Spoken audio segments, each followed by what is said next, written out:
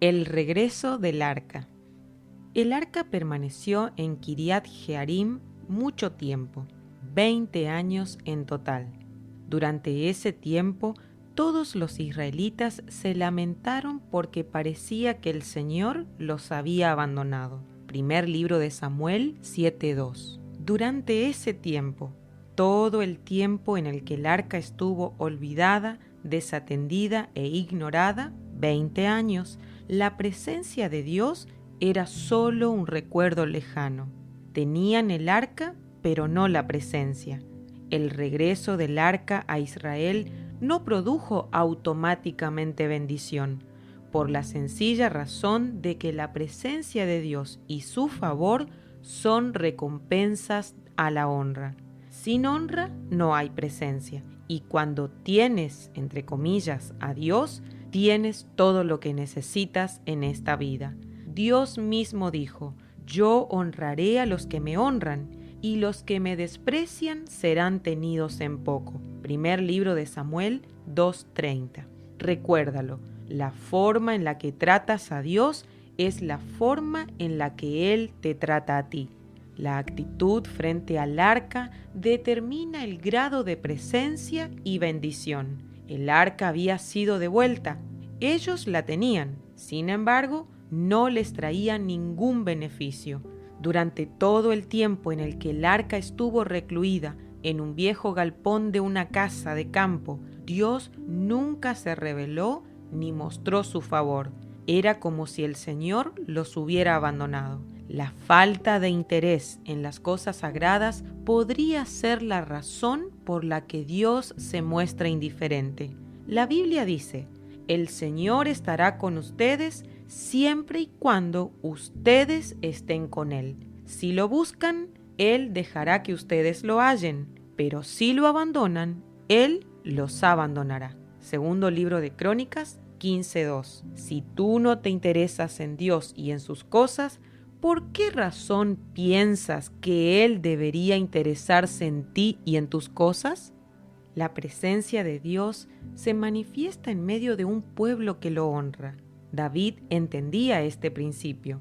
Por ello contrató adoradores para que alabaran, agradecieran e intercedieran frente al arca las 24 horas al día, los 7 días de la semana, los 365 días al año. Primer libro de Crónicas 16:4.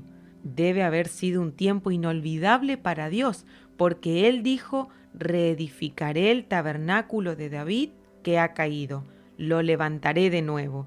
Hechos 15:16. ¿Por qué dice que reedificará el tabernáculo de David? ¿Por qué no el de Moisés, que era el original, o el de Salomón, que era majestuoso?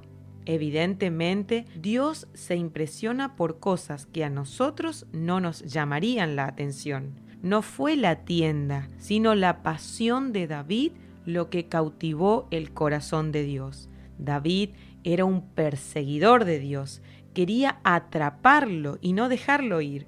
Por eso su tienda no tenía velo que separara el arca, la presencia de Dios, de las personas que adoraban. Frente al arca había solamente adoradores. Con razón Dios dijo que reedificaría el tabernáculo de David. Tú honras a Dios cuando: 1. Lo sirves. Jesús dijo: si alguno me sirviere, mi Padre le honrará. Juan 12:26. Vez pasada hablamos con un matrimonio que retornaba a la iglesia después de años de vivir fuera de la ciudad. Como habían sido líderes, le ofrecimos cariñosamente la oportunidad de servir a Dios en estos términos. Les quisiéramos pedir 1 hora semanal de su tiempo para liderar un pequeño grupo de estudio bíblico. Su reacción ante la propuesta fue tan provocadora que por un instante creíamos que se habían manifestado. No le ofrecíamos droga para los hijos, simplemente una oportunidad para servir a Dios. Estaban en la iglesia porque querían la bendición. Eso sí, al menor precio posible. 2. Te congregas. No descuidemos, como algunos, el deber que tenemos de asistir a la iglesia y cooperar con ella. Hebreos 10:25. Algunos están faltando a las reuniones y eso no está bien.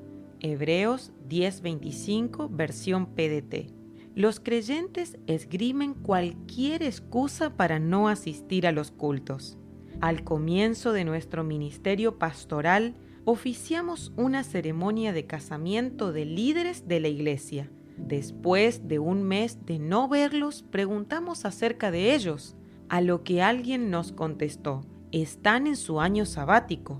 Nos explicaron que se trataba de un año en los que los esposos no servían a Dios ni se congregaban en la iglesia. ¿Y qué se hace en ese año?, preguntamos inocentemente. Vida normal, excepto que no se sirve a Dios, contestaron. Por un momento pensamos, esa materia no estaba en el seminario. Indagamos diligentemente en la Biblia si existía tal cosa, y como imaginarás, no encontramos algo que sustentara tal postura. A lo largo de todos estos años de ministerio, hemos escuchado muchos otros motivos que en realidad son excusas que deshonran a Dios.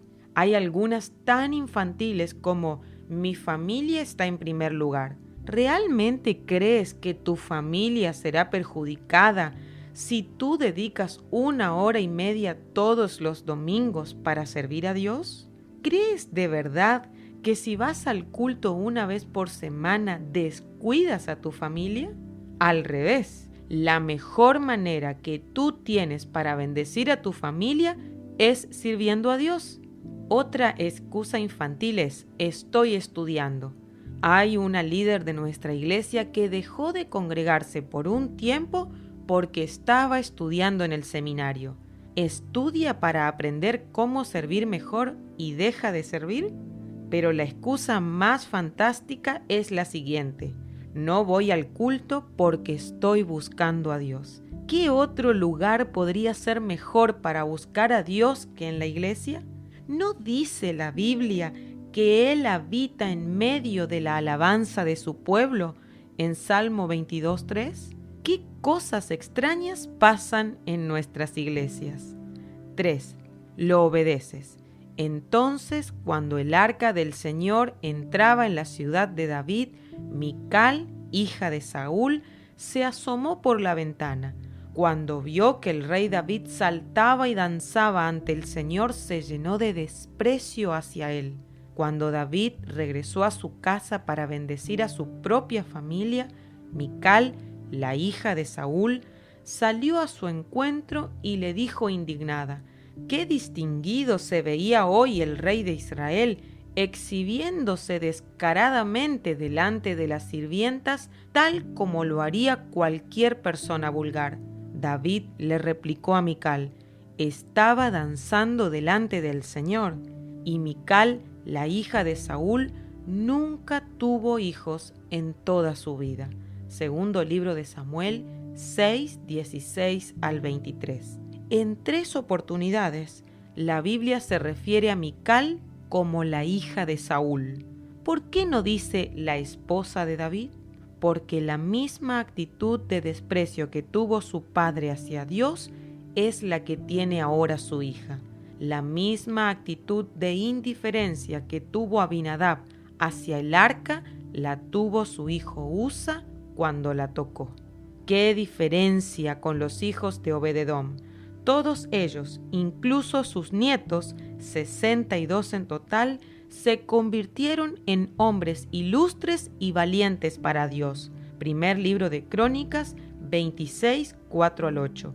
Todos sus parientes, 68 en total, fueron inspirados a servir al Señor. Primer libro de Crónicas 16, 37 al 39. Obed-edom amaba a Dios y lo servía. Cuando tú amas, obedeces y sirves, estás haciendo méritos para que Dios te bendiga. Obed-edom había inculcado respeto hacia el arca en su propia casa y todos aprendieron a honrar a Dios. Salvo excepciones, los hijos seguirán el ejemplo de la familia. Cuanto más consagrados sean los padres a Dios, más bendecidos serán sus hijos. El mejor legado que puedes dejarle a tus descendientes es una vida de total entrega y obediencia a Dios. Si tú honras a Dios, tus hijos, tarde o temprano, también lo honrarán. ¿Qué hacía Mical en el palacio cuando su esposo y todo el pueblo estaban reunidos adorando a Dios? Cuando tu deber es estar con el pueblo adorando a Dios y no lo haces, corres el peligro de convertirte en crítico de aquellos que transportan el arca. La pasión que David sentía por Dios había sido contagiada a toda la nación, excepto a Mical. Mical es el prototipo de personas que quieren disfrutar de los beneficios del palacio, pero poco le importa la presencia del rey. Mical es el prototipo de personas que anhelan posiciones, pero son totalmente estériles. Mical no quiso celebrar con el pueblo y se negó a compartir la alegría por la presencia de Dios. ¿Cuán a menudo sucede esto en las iglesias? Un desacuerdo, un incidente negativo o una escaramuza hacen que una persona se disguste primero y se sienta ofendida después. El desenlace fatal es cuestión de tiempo. Deja de congregarse, pierde el gozo, se amarga, todo lo que sucede lo observa a través de la ventana y finalmente cuestiona a quienes transportan el arca. Por favor, en este preciso momento, mírate. ¿Tienes actitudes parecidas a Mical? Recuerda que la amargura y el resentimiento tienen el poder de llevarte a la esterilidad. Segundo libro de Samuel 6:23. Repite esta oración.